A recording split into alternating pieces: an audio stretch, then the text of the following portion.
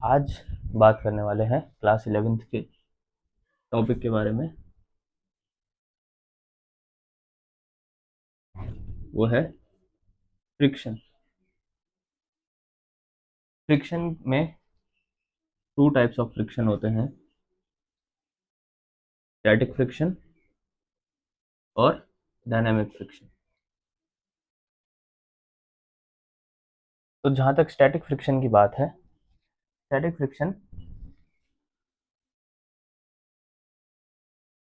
Friction में होता है जब bodies are at rest, bodies at rest. ठीक है, जैसे कोई सरफेस है, सरफेस बनाई मैंने, सरफेस के ऊपर एक बॉडी रख दी, इसका मास m है। अब इस बॉडी के ऊपर फ्रिक्शन जो लगेगा वो इस डायरेक्शन में लगेगा।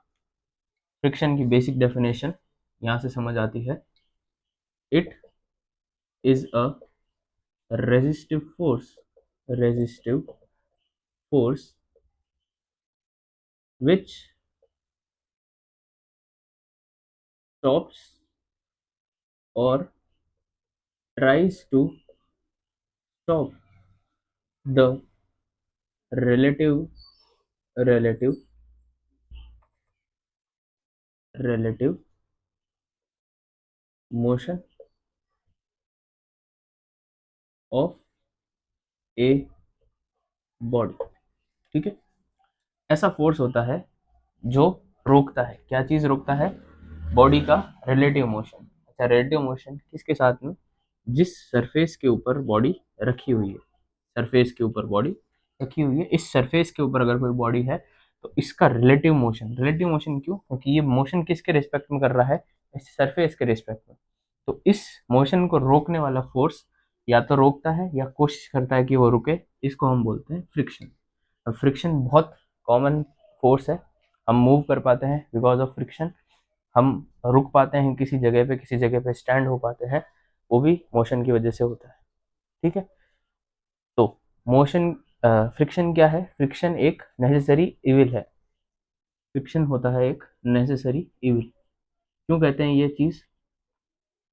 क्योंकि बहुत ज़्यादा फ्रिक्शन वो भी हमारे लिए दिक्कत देता है, और बिल्कुल फ्रिक्शन लेस होना वो भी हमको दिक्कत देता है। फॉर एग्जांपल, जैसे बारिश का महीना चल रहा है, अभी बारिश के महीनों पे जब रोड्स होती हैं, उन रोड्स के ऊपर स्लिपरी हो जाता है काफ़ी, बारिश के पानी के साथ में तो रोड स्लिपरी हो जाते हैं, तो फ्रिक्शन कम हो जाता है। फ्रिक्शन कम होता है तो रोड एक्सीडेंट्स बढ़ जाते हैं। जो टायर होता है, टायर स्लिप हो जाता है।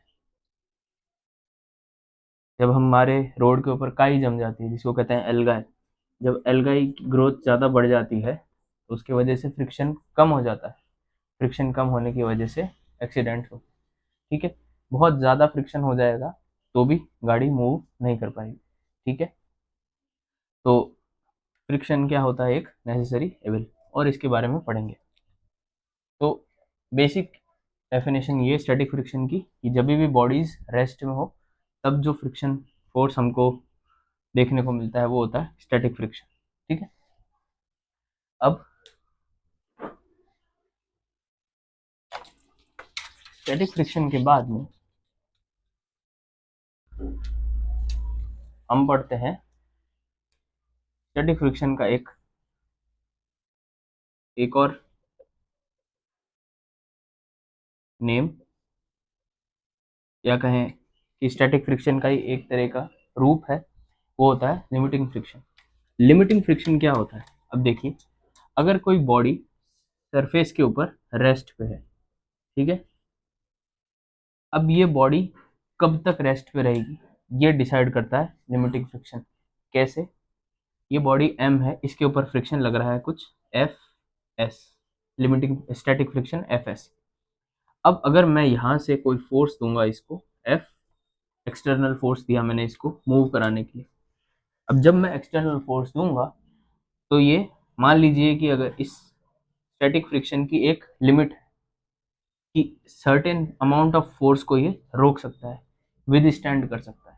ठीक है, लेकिन ऐसा तो नहीं है कि अनलिमिटेड फोर्स दिया जाए तो भी ये मूव ना करे। ठीक है, फॉर एग्जाम्पल, अगर मैं इस नोटबुक के ऊपर ये ऑब्जेक्ट रखता हूँ, ठीक है। अब यहाँ पर जो फोर्स लग रहा है वो है हमारे पास में स्टैटिक फ्रिक्शन। अब मैं इसको पुश करता हूँ, कोशिश करता हूँ कि मैंने फोर्स दिया, ठीक है, आपको लग रहा होगा फोर्स नहीं दिया, पर मैंने फोर्स दिया हुआ। लेकिन ये फोर्स मैं कब तक दे सकता हूँ कि ये मूव ना करे, उसकी एक वैल्यू होती है, ठीक है। अभी मैं इसको फोर्स दे रहा हूँ, स्टैटिक फ्रिक्शन इसको रोक रहा है, लेकिन ये कब तक रोकेगा, एक वैल्यू होगी जिसके बाद ये हल्का सा मूव होने लगेगा। तो वो मैक्सिमम वैल्यू जब तक इसका मोशन ना हो सके, उस फ्रिक्शन की मैक्सिमम वैल्यू को हम बोलते हैं लिमिटिंग फ्रिक्शन, जो लिमिट करता है इसके मोशन को। ये जो लिमिटिंग फ्रिक्शन है ये होता है हमारा मैक्सिमम वैल्यू, ठीक है। So limiting friction is the max value of static friction. Static friction की जो मैक्सिमम वैल्यू होती है वो होता है हमारे पास में लिमिटिंग फ्रिक्शन। अगर फोर्स लिमिटिंग फ्रिक्शन से ज़्यादा बढ़ गया तो इस मास का मोशन हो जाएगा इस डायरेक्शन, ठीक है। आई होप आपको समझ आया होगा लिमिटिंग फ्रिक्शन क्या होता है, ठीक है। अब कुछ चीज़ें जो अगर आपने फोर्सेस पढ़े हैं तो आई होप आपको पता होंगी कि कोई अगर ऑब्जेक्ट किसी सरफेस के ऊपर रेस्ट में है तो सबसे दो इम्पॉर्टेंट फोर्सेस हम अगर फ्री बॉडी डायग्राम में बनाने से पहले देखते हैं, वो फोर्सेस होते हैं। एक फोर्स होता है वेट का, W is equals to mg, ये हमेशा हमारा नीचे की डायरेक्शन में लगता है, और हर एक सरफेस उसके परपेंडिकुलर डायरेक्शन में एक फोर्स अप्लाई करती है जिसको हम बोलते हैं नॉर्मल रिएक्शन फोर्स। अब ये हर सरफेस के परपेंडिकुलर डायरेक्शन में लगता है, ऑलवेज परपेंडिकुलर दिखेगा हमको, ये हमको नहीं पता, लेकिन ये हमेशा सरफेस के परपेंडिकुलर हो। फॉर एग्जांपल अगर सरफेस ऐसी है तो इसका नॉर्मल रिएक्शन फोर्स होगा इस डायरेक्शन में R, बट वेट हमेशा डाउनवर्ड डायरेक्शन में होगा, नो मैटर सरफेस कैसी है, ठीक है। तो अगर मान लीजिए यहाँ पर एक m मास का कोई ब्लॉक पड़ा है तो नॉर्मल रिएक्शन फोर्स तो सरफेस के परपेंडिकुलर लगेगा, इंपॉर्टेंट चीज़, लेकिन जो वेट का फोर्स होगा वो हमेशा डाउनवर्ड डायरेक्शन में लगता है, ठीक है। तो ये चीज़ें आपको पता होनी चाहिए। अब इसको हम रिजॉल्व करते हैं वेक्टर्स के थ्रू, वो हम बाद में देखेंगे इसी सेक्शन में। तो ये चीज़ होती है हमारे पास में स्टैटिक फ्रिक्शन के ऊपर, अभी फोर्सेस हम देखने वाले हैं। इसका अगर फ्री बॉडी डायग्राम बनाऊं तो मैं देख सकता हूं कि इसके ऊपर फोर्सेस कौन कौन से लग रहे हैं। एक फोर्स लग रहा है इस डायरेक्शन में जो हमारे पास में अप्लाइड फोर्स है, जो इसको मूव कराने की कोशिश कर रहा है। एक फोर्स लग रहा है स्टैटिक फ्रिक्शन का, स्मॉल f से रिप्रेजेंट करूंगा मैं। एक डाउनवर्ड डायरेक्शन में फोर्स mg जो इसका वेट है, और उस सरफेस का नॉर्मल रिएक्शन फोर्स जो कि r है। ये हमारे पास में फ्री बॉडी डायग्राम होता है, ठीक है। अब हम बात करते हैं इस फ्रिक्शन फोर्स की। ये जो फ्रिक्शन फोर्स होता है, ये फ्रिक्शन किसी बॉडी के ऊपर लग रहा है, ये डिपेंड करता है नाउ दिस फ्रिक्शन F, अगर मैं S लूंगा स्टैटिक फ्रिक्शन की बात करूं, this Fs is directly proportional to the normal reaction force, या फिर मैं इसको लिमिटिंग फ्रिक्शन भी कह सकता हूँ। ये जो लिमिटिंग फ्रिक्शन होता है Fs, यहाँ पे मोर एक्यूरेट लिखूँ मैं Fs max, this Fs max means max value of static friction, ठीक है, Fs max। ये हमारे पास जो मैक्स वैल्यू है स्टैटिक फ्रिक्शन की डायरेक्टली प्रोपोर्शनल होता है नॉर्मल रिएक्शन फोर्स के, ठीक है। तो स्टैटिक फ्रिक्शन या लिमिटिंग फ्रिक्शन जिसको हम कहते हैं, ये एक सेल्फ एडजस्टिंग फोर्स होता है। कैसा फोर्स होता है? सेल्फ एडजस्टिंग फोर्स, क्योंकि ये डिपेंड किसके ऊपर करता है? ये डिपेंड करता है इस नॉर्मल रिएक्शन के, और नॉर्मल रिएक्शन हर बॉडी का एक अलग होगा, ठीक है। सरफेस उसके ऊपर लगाएगी, अगर छोटा सा मास है तो देखिए इसके ऊपर नॉर्मल रिएक्शन भी कम लगेगा। नॉर्मल रिएक्शन एक्चुअली में है क्या? इस बॉडी का रिएक्शन फोर्स। अगर बॉडी किसी सरफेस के ऊपर पड़ी है, अगर सरफेस आइडल है, अगर कोई सरफेस के ऊपर कुछ पड़ा हुआ नहीं है, तो नॉर्मल रिएक्शन कितना होगा, 0। लेकिन अलग अलग मास के लिए नॉर्मल रिएक्शन फोर्सेस भी अलग अलग होंगे, ठीक है। तो नॉर्मल रिएक्शन फोर्स के ऊपर डिपेंड करता है। जैसे ही बॉडी की शेप या साइज या मास चेंज हो जाता है, तो आर भी अपने आप चेंज हो जाता है। और अगर आर चेंज हो गया, तो ये पाया गया है कि जो स्टैटिक फ्रिक्शन है, जो मैक्सिमम वैल्यू है लिमिटिंग फ्रिक्शन की, वो भी चेंज हो जाती है, ठीक है। तो एफ एस मैक्स डिपेंड करता है नॉर्मल रिएक्शन फोर्स के ऊपर। नाउ अगली चीज देखेंगे। अगली चीज क्या देखेंगे, इसके आगे हम देखें तो इक्वेशन कहती है F S max is proportional to normal reaction force, which gives us Fs max is equals to mu r। ये प्रोपोर्शनलिटी का साइन हटाया तो इक्वल्स टू में आ जाएगा म्यू एस आर। और म्यू एस की जो डेफिनेशन होती है वो है कोएफिशिएंट ऑफ स्टैटिक फ्रिक्शन, ठीक है। स्टैटिक फ्रिक्शन, यहाँ तक कोई प्रॉब्लम, आई होप कोई प्रॉब्लम नहीं होगी। म्यू एस क्या है, कोएफिशिएंट ऑफ स्टैटिक फ्रिक्शन। इस म्यू एस की वैल्यू कैसे निकाल सकते हैं, mu S is equals to F S max या फिर limiting friction divided by normal reaction force, ठीक है। ये कहानी पूरी खत्म होती है हमारी स्टैटिक फ्रिक्शन के बारे में, ठीक है। तो अगर कोई बॉडी रुकी हुई है, तो आपको ये सारी चीज़ें उसकी पता होनी चाहिए कि स्टैटिक फ्रिक्शन क्या होता है, कब लगता है, और स्टैटिक फ्रिक्शन की जो हम कोएफिशिएंट ऑफ स्टैटिक फ्रिक्शन लगाते हैं वो क्यों लगाते हैं, स्टैटिक फ्रिक्शन को हम एक सेल्फ एडजस्टिंग फोर्स क्यों बोलते हैं, ठीक है। ये आपको पता होना चाहिए। प्लस साथ में आपको म्यू एस निकालना आना चाहिए। डिपेंड किस पे करता है, ये डिपेंड करता है नॉर्मल रिएक्शन फोर्स के, ठीक है। तो अगर हम बात करते हैं अब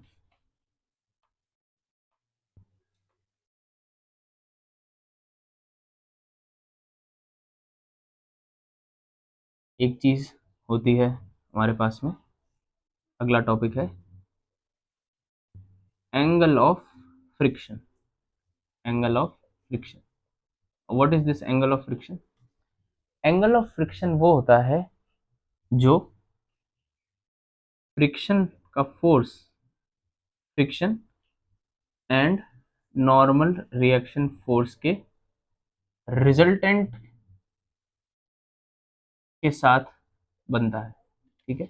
अब रिजल्टेंट आया है तो इसका मतलब क्या हुआ, देखिए अब वेक्टर रिजोल्यूशन होगा।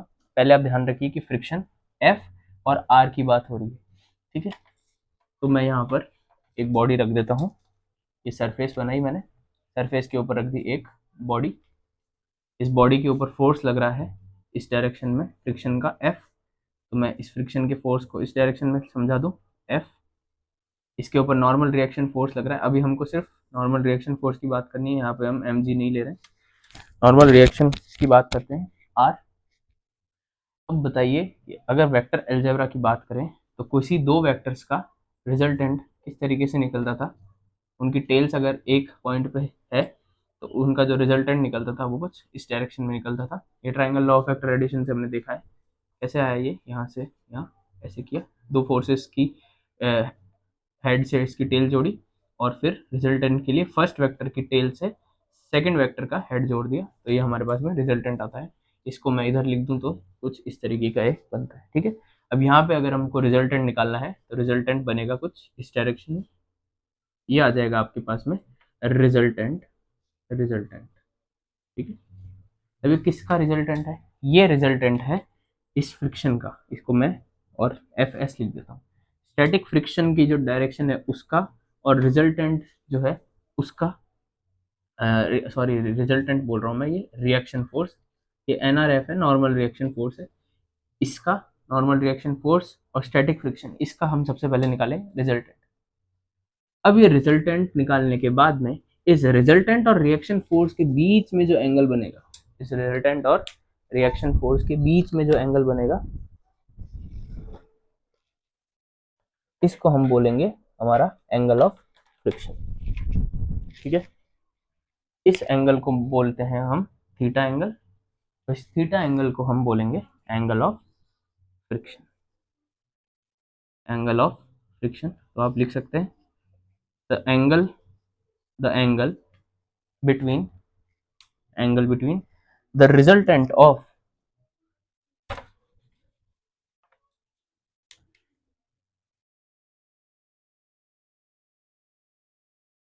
तो मैं लिखता हूँ थीटा की definition, the angle between the resultant of friction, या फिर हम स्टैटिक फ्रिक्शन बोले, static friction and dynamic normal reaction force, normal reaction force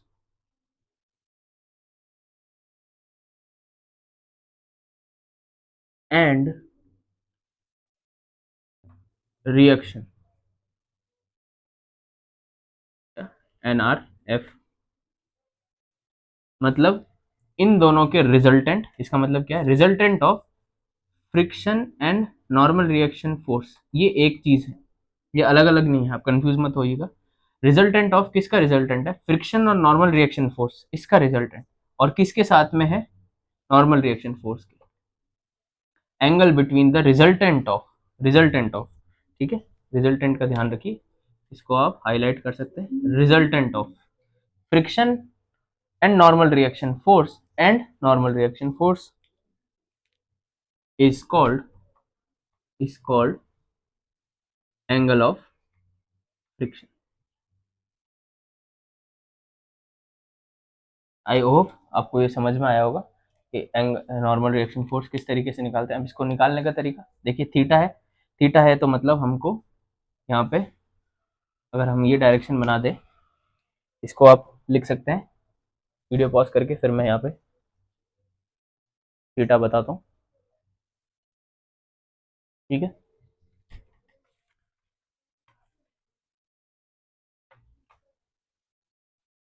ये है हमारे पास में आर। अब यहाँ पर अगर ज्योमेट्री का यूज करते हैं तो देखिए कुछ इस तरीके का बना रखा है हमने, ये थीटा, ये है हमारे पास में आर वेक्टर, ये मान लीजिए रिजल्टेंट वेक्टर है, इसको मैं पूरा रिजल्टेंट ही लिख देता हूँ, रिजल्टेंट। इतना पोर्शन मैं यहाँ पे बना सकता हूँ, इतना का इतना मैंने पोर्शन यहाँ पे बना दिया, ये कितना है, ये बना दिया मैंने एफ एस, ठीक है, एफ एस बना दिया, और इसकी जो मैग्नीट्यूड है या इसका वैल्यू कितनी होगी, आर होगी। अब देखिए थीटा, इस ट्राइंगल में थीटा निकालने के लिए क्या कर सकता हूँ मैं, कौन कौन सी चीज़ें मेरे पास में, रिजल्टेंट तो हमको नहीं पता, तो हम क्या यूज़ करेंगे, एफ एस और आर यूज़ करेंगे। अब ये है थीटा के सामने वाली साइड कौन सी होती है, ये राइट ट्राइंगल आपको दिख रहा है, थीटा के सामने वाली साइड होती है हमारे पास में परपेंडिकुलर, आर है हमारे पास में थीटा के एडजेसेंट साइड बेस, तो यहाँ पर मैं यूज़ करूँगा tan theta, tan theta is equals to F S perpendicular upon, ठीक है, तो टेन थीटा की वैल्यू आ गई एफ एस अपॉन आर, ठीक है, एफ एस अपॉन आर। इससे हमारे पास में टेन थीटा निकल सकता है, आप थीटा की वैल्यू फिर कैलकुलेट कर सकते हो इधर इन्वर्स लेके, या जैसे भी आपको वैल्यू सब्सटीट्यूशन करके निकाल सकते हो, ठीक है। तो ये होता है हमारे पास में एंगल ऑफ फ्रिक्शन, ठीक है। चलिए आगे चलते हैं, एंगल ऑफ फ्रिक्शन हो गया। नेक्स्ट चीज हम बात करेंगे, मैं इसे बता देता हूँ, अगली चीज हम बात करने वाले हैं एंगल ऑफ रिपोज की, एंगल ऑफ रिपोज, ठीक है, एंगल ऑफ रिपोज। ये एंगल वो होता है जब हम एक इंक्लाइंड प्लेन यूज करते हैं, कैसा प्लेन, इंक्लाइंड प्लेन, ठीक है। इंक्लाइंड प्लेन कुछ मैं इस तरीके से बनाऊंगा, ठीक है, ये मैंने एक इंक्लाइंड प्लेन बना दिया, इसके ऊपर मैं थोड़ा सा एक्सटेंड कर देता हूँ, समझने में आसानी होगी। इस इंक्लाइंड प्लेन के ऊपर मैं एक मास रख देता हूँ m। नाउ अब मुझे ये बताना है ये जो एंगल ऑफ रिपोज क्या है, इसका मतलब क्या होता है। इसका मतलब ये होता है कि इस इंक्लाइंड प्लेन का वो एंगल, इस इंक्लाइंड प्लेन का वो एंगल हॉरिजॉन्टल के साथ में, कि जिस एंगल पे ये जो बॉडी है जस्ट स्लाइड शुरू करे, क्या हो सके, जस्ट स्लाइड शुरू करे। ठीक है, मान लीजिए कि हमारे पास में कोई टेबल है, वो कुछ इस डायरेक्शन, इस तरह की, इसके ऊपर मैंने कोई चीज़ रखी, मान लीजिए ये पेन रखा है मेरे पास में, एक पेन रखा हुआ है, अभी यहाँ पर फिसलता नहीं है। काफ़ी स्टूडेंट्स ने डेस्क पे रख के देखा होगा कि ये फिसलता नहीं है। लेकिन अगर मान लीजिए कि मैं इसका जो एंगल है, इस एंगल को मैं धीरे धीरे धीरे धीरे इंक्रीज करता जाऊँ, इस पर ले आऊँ और इसको स्टीप बना दूँ और इसको बना दूँ, तो कोई ऐसा एंगल आएगा ना मेरे पास में जहाँ पर कि ये पेन स्लाइड होने लगेगा, ये फिसलने लगेगा। ठीक है, जैसे हम खड़े होते हैं, हम अगर खड़े हैं, अगर हम किसी इंक्लाइंड प्लेन पे खड़े हैं तो हमको हमारी खुद को टिल्ट करना पड़ता है। जैसे मान लीजिए अगर हम किसी पहाड़ पे चल रहे हैं, अगर हिल पे हम चढ़ रहे होते हैं, तो हिल पे हम एग्जैक्टली वर्टिकल होकर नहीं चढ़ सकते। अगर स्टीप स्लोप है, हमको हमारी बॉडी हल्की सी आगे करनी पड़ती है। क्यों करनी पड़ती है? ताकि ये एंगल ऑफ रिपोज को हम काउंटर कर सकें, इस एंगल ऑफ रिपोज को हम बनाए रखें। ठीक है, अगर हम स्ट्रेट की स्ट्रेट चढ़ेंगे, आप खुद सोचिए कि यहाँ पर अगर एक इंसान है, उसको चलने के लिए आगे की तरफ झुकना पड़ेगा, इसको ऐसे चलना पड़ेगा। ठीक है, तभी क्लाइंबर्स हमेशा इस तरीके से चढ़ते हैं। अगर मान लीजिए कि ये एकदम परपेंडिकुलर चढ़ेगा, यहाँ से इस सरफेस के एकदम स्ट्रेट चढ़े, तो उसके लिए चढ़ना मुश्किल है, वो पीछे जाएगा। क्यों? ये होता है एंगल ऑफ रिपोज की वजह से। ठीक है, तो आई होप इसका आप फिजिकल मीनिंग समझ गए होंगे। कभी आपको एक्सप्लेन करना पड़े किसी को, तो आप एंगल ऑफ रिपोज समझ सकते हो कि उस इंक्लाइंड प्लेन का वो एंगल जब वो बॉडी हल्की सी स्लाइड करना जस्ट शुरू करती है, तो ये जो एंगल होता है इसको हम मान लेते हैं अल्फा, या फिर अलग अलग बुक्स में आप अल्फा मान सकते हैं, पाई मान सकते हैं, थीटा मान सकते हैं, कुछ भी मान सकते हैं, बीटा मान सकते हैं, जो आपको अच्छा लगे। ये सब एंगल्स के नेम होते हैं, कॉमन नेम्स होते हैं। मैंने यहाँ पे लिया है अल्फा। ठीक है, तो इस अल्फा को कैलकुलेट हम किस तरीके से कर सकते हैं। ठीक है, सबसे पहले हम इसके ऊपर फोर्सेस बनाएंगे। ठीक है, अब क्योंकि हम फ्रिक्शन की बात कर रहे हैं, तो ये हमारे पास में जो इंक्लाइंड सरफेस होगी ये फ्रिक्शन लेस नहीं होगी, इसके ऊपर कुछ ना कुछ फ्रिक्शन होगा। ठीक है, अब बात कैसी कर रहे हैं, जब ये जस्ट स्लाइड हो। ठीक है, सबसे पहले इसका फ्री बॉडी डायग्राम यहीं पे हम शो करते हैं। देखिए, ये अगर अल्फा है, सबसे पहले इसका एक नॉर्मल, इसका एक वर्टिकल नीचे डाउनवर्ड डायरेक्शन में फोर्स होगा। वो कितना होगा? वो होगा हमारे पास में mg फोर्स होगा। ठीक है, mg फोर्स होगा। जनरली टीचर्स या कोई भी अगर समझा रहा होता है तो ये सेंटर से लेते हैं। मुझे सेंटर से समझाना मुश्किल लगता है क्योंकि स्टूडेंट्स को भी समझ नहीं आता एंगल बनाने में। मैं इसको एग्जैक्टली इस पॉइंट से लेता हूँ। ठीक है, आप इसको सेंटर से ही समझिएगा, ये पॉइंट कहाँ है? सेंटर से। इसको मैं इस बिल्कुल सरफेस के टच करके लेता हूँ। ठीक है, तो ये टच करके मैंने mg बना दिया। ठीक है, अब देखिए इसका नॉर्मल रिएक्शन फोर्स कहाँ होगा? इसका नॉर्मल रिएक्शन फोर्स होगा सरफेस के परपेंडिकुलर। ठीक है, so this is our normal reaction force R। ठीक है, अब ये जस्ट स्लाइड होने वाला है। जस्ट स्लाइड होना है मतलब इसका फोर्स जो लगेगा वो किस डायरेक्शन में लगेगा? इस डायरेक्शन में। ठीक है, इसको जस्ट स्लाइड होना है। और फ्रिक्शन किस डायरेक्शन में लगेगा? फ्रिक्शन होगा हमारा अपोजिट डायरेक्शन में, क्योंकि मोशन को वो रोकता है। अब यहाँ पे मैंने फोर्स नहीं लगाया क्योंकि हमको पता है कि यहाँ पे क्या फोर्स आने वाला है। ठीक है, ये होगा हमारा फ्रिक्शन जस्ट ऊपर की डायरेक्शन में F। अब कर लेते हैं ज्योमेट्री, जो कि बहुत टफ लगता है स्टूडेंट्स को समझना, लेकिन देखते हैं आपको अगर मैं समझा पाऊँ तो। देखिए, ये अल्फा है, मेरे पास में R और mg के बीच में कोई रिलेशन मुझे निकालना है, तो मैं क्या करूंगा? मुझे इस mg को रिजोल्व करना पड़ेगा वेक्टर्स में। हमने वेक्टर रिजोल्यूशन देखे थे, इस वेक्टर को रिजोल्व करना पड़ेगा, तब मैं R और mg को कंपेयर कर पाऊंगा। क्योंकि एक्शन रिएक्शन फोर्सेस जो होते हैं वो बैलेंस होने चाहिए। ठीक है, उनको हमको बैलेंस, पर यहाँ पे देखिए सिमेट्री नहीं है, ये ऊपर की डायरेक्शन में है, अगर इसको ऊपर ले जाए, पर यहाँ पे R इस डायरेक्शन में, तो कैसे रिजोल्व करें? तो देखिए सिंपल सी चीज, मैं यहाँ से एक हॉरिजॉन्टल ड्रॉ करूंगा, एग्जैक्टली हॉरिजॉन्टल, जो कि है इस लाइन से पैरेलल। अब आप देख सकते हैं, अब ये एक हॉरिजॉन्टल ड्रॉ हो गया। अगर आप ध्यान से देखें तो ये जो हॉरिजॉन्टल है को मैं यहाँ से ज्वाइन कर देता हूँ और इसको मैं यहाँ से ज्वाइन कर देता हूँ। इस लाइन को भी मैं नीचे बना देता हूँ, ठीक है। ये जो लाइन है, ये फोर्स की लाइन मैं यहाँ से हटा के और इस फोर्स की लाइन को मैं यहाँ से ऐसे शो कर देता हूँ, ऐसे, ठीक है। कोई प्रॉब्लम नहीं होनी चाहिए। डायरेक्शन, सिर्फ डायरेक्शन बताना है, वो भी डायरेक्शन ये वाली बता रहा है, ये एरो भी डायरेक्शन ये वाली बता रहा है, ठीक है। तो इसमें परेशान नहीं होना, ठीक है। ये मैंने बना दिया फोर्स की डायरेक्शन जिस तरफ इसका मोशन होने वाला है, ठीक है। अब आप अगर ध्यान से देखेंगे तो ये जो हॉरिजॉन्टल है, इस हॉरिजॉन्टल से ये और ये दोनों लाइंस क्या हैं, पैरेलल लाइंस है। कैसी लाइंस है, पैरेलल लाइंस है।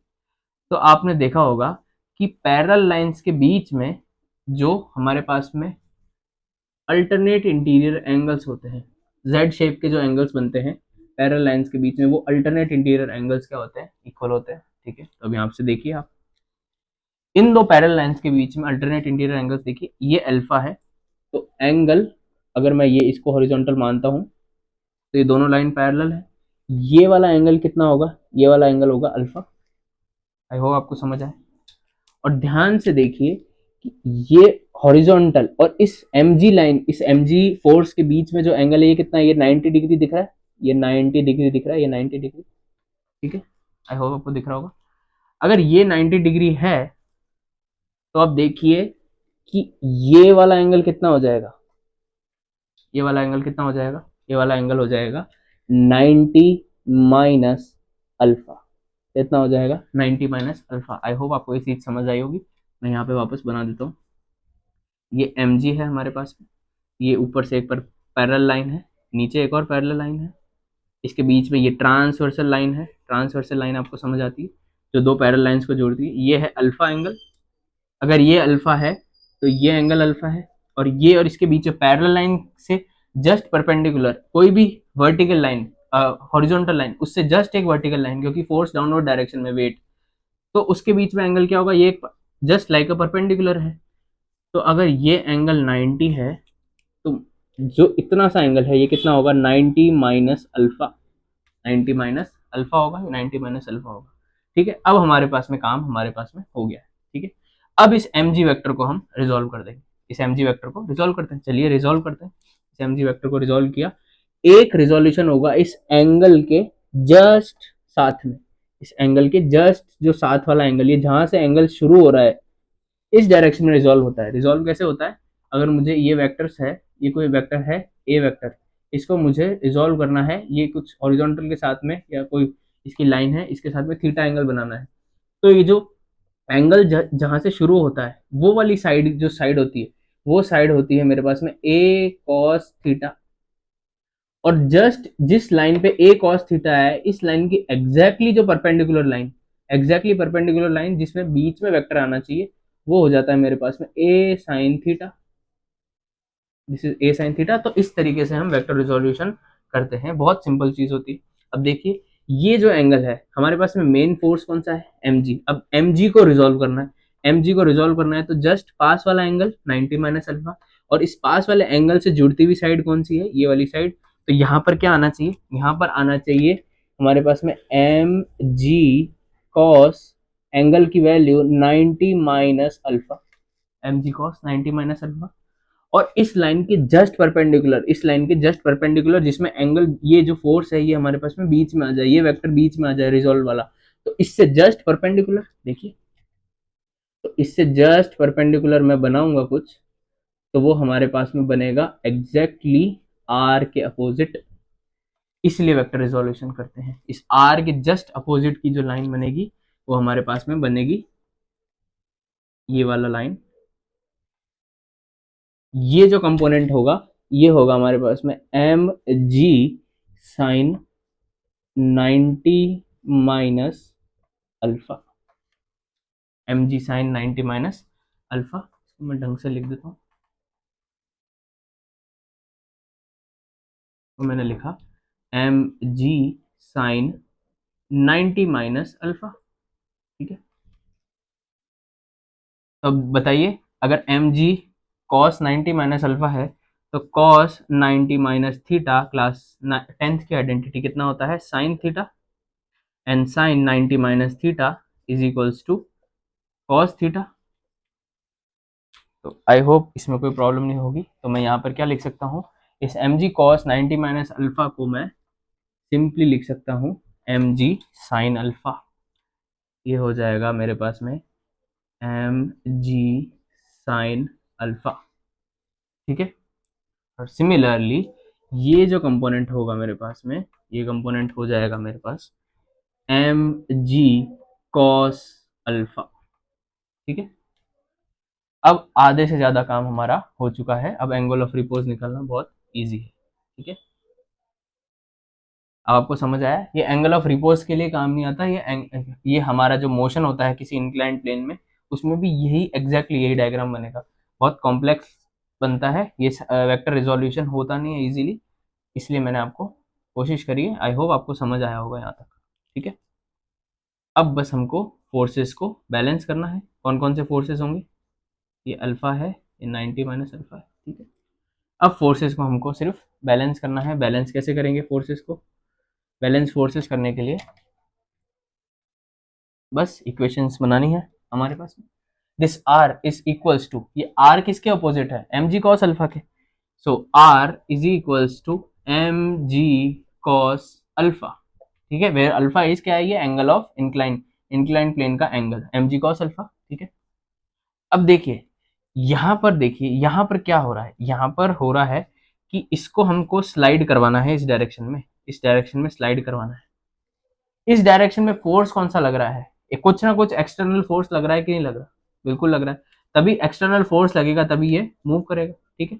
अगर ये इक्विलिब्रियम पे होता, ये मूव ना कर रहा होता, तो एफ फोर्स और M G sine alpha force दोनों क्या हो जाते हैं, बैलेंस हो जाते, ना ये ऊपर जा रहा होता, ये ना नीचे जा रहा होता, ठीक है। तो हमको बात क्या करनी है, जस्ट ये मूव कर रहा है, ठीक है, ये जस्ट स्लाइड हो रहा हो, तो इसको हम क्या मानेंगे, इक्वल ही मानेंगे। ये इस पोजीशन पे, इससे अगर एंगल ज्यादा हो गया तो क्या होगा, इससे जैसे ही एंगल ज्यादा हुआ तो इसका मोशन हो जाएगा। तो हमको एग्जैक्टली इन फोर्सेस को क्या रखना है, बराबर रखना है। तो F is equals to M G sine of alpha, M G sine alpha, ये हो गया हमारे पास में एफ फोर्स, फ्रिक्शन फोर्स हो गया M G sine alpha. I hope ये चीज आपको समझ आई होगी, ठीक है। अब देखिए हमको फाइंड क्या करना है, अल्फा फाइंड करना है, ठीक है। तो मैं क्या कर सकता हूँ, इस इक्वेशन से इसको डिवाइड कर दूं, ये इक्वेशन मान लीजिए सेकंड, ये इक्वेशन है फर्स्ट। सो डिवाइडिंग, ठीक है। ये रुका हुआ है तो इसको मैं एफ एस मैक्स ही मानूंगा, एफ एस मैक्स, अगर आप कंफ्यूज ना हो, क्योंकि पहले वाले सेक्शन में हमने एफ एस मैक्स माना। डिवाइड कर दूं मैं, dividing first by second, first को सेकंड से डिवाइड करना है, क्या हो जाएगा, F S max is equal upon R is equals to M G sine alpha upon M G cos alpha, ठीक है। यहाँ से ये कैंसिल, ये आ जाएगा टेन अल्फा, और टेन अल्फा की वैल्यू आ जाएगी मेरे पास में F S max upon are. so this is the value of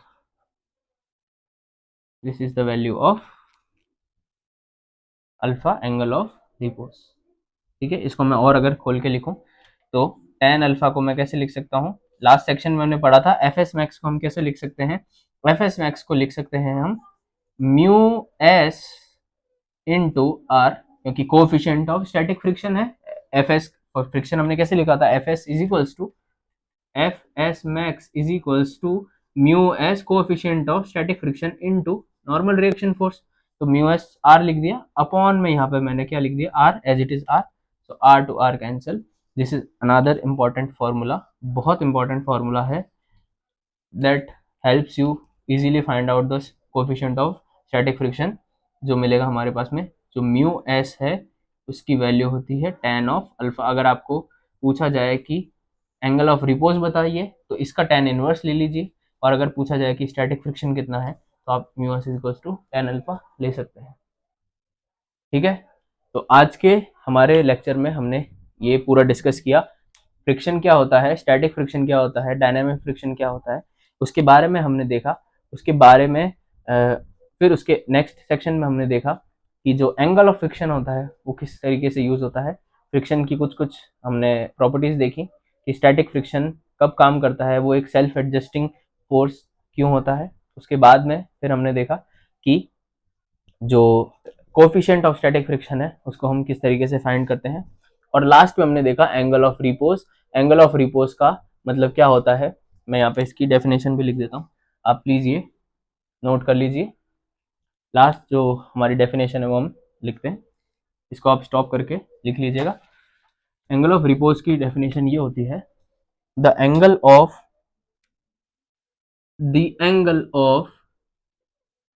inclined plane, the angle of inclined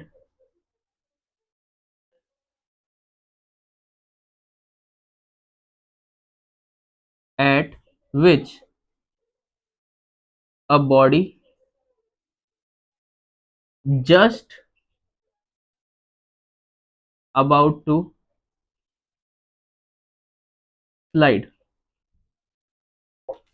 body just slide करना शुरू करने वाली होती है, उस एंगल को हम क्या बोलते हैं, angle of repose. The angle of inclined plane at which a body just about to slide. ठीक है, आई होप आपको ये समझ आया होगा। और tan अल्फा की यहाँ पे आप डेरिवेशन करके देख सकते हैं, tan alpha is equals to mu S static friction. और एक और इम्पॉर्टेंट जो हमने देखा था, tan थीटा की जो वैल्यू देखी थी वो देखी थी हमने पिछले वाले सेक्शन में, वो क्या थी, वो थी हमारे पास में एफ एस अपॉन आर। ठीक है, तो ये दो चीज़ें इंपॉर्टेंट थी, हमने फाइंड आउट कर ली है। Thank you so much. Next section में हम फ्रिक्शन के बारे में, डायनामिक फ्रिक्शन के बारे में बात करेंगे। डायनामिक फ्रिक्शन और स्टैटिक फ्रिक्शन को हम कंपेयर करेंगे और साथ ही साथ कुछ क्वेश्चंस देखेंगे जो जेडब्ल्यू में आए हुए हैं और जो नीट में आए हुए हैं। So thank you so much.